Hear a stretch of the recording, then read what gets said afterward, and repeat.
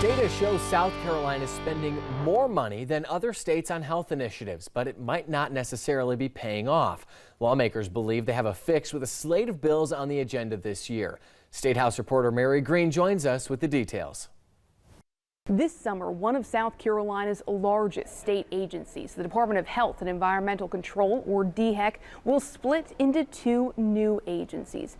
Now lawmakers are pushing an even more seismic shift into who oversees and delivers health services here in South Carolina, and it could have a major impact on millions of South Carolinians. I really think this could be transformational in terms of how the state helps public services being delivered to South Carolinians. Because the state has a lot of room to grow, according to a new study from Boston Consulting Group. It found 7 separate state agencies oversee health services and human services in South Carolina. South Carolina is the most fragmented structure for health and human services delivery in the country. These consultants told lawmakers this division creates challenges for South Carolinians who don't know where to go for care. Then they say too many people fall through the gaps because these agencies don't coordinate and communicate as well as they could be. They all have their own information systems, they all have their own board of directors, they all have their own objectives, and you've got a very disjointed model. A new bipartisan bill aims to turn that around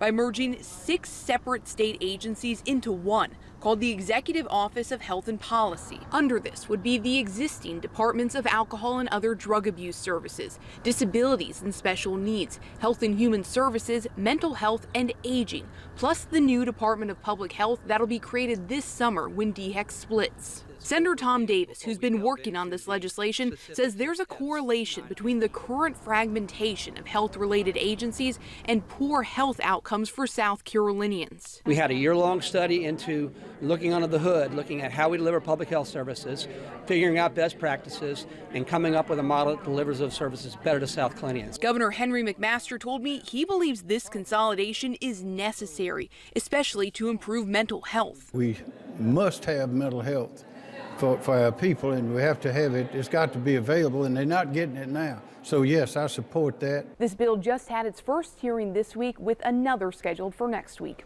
Reporting from the State House, I'm Mary Green. Lawmakers are under a tight deadline to get this bill moved to the governor's desk in the next few months. However, Senator Davis tells us he's optimistic it'll get there.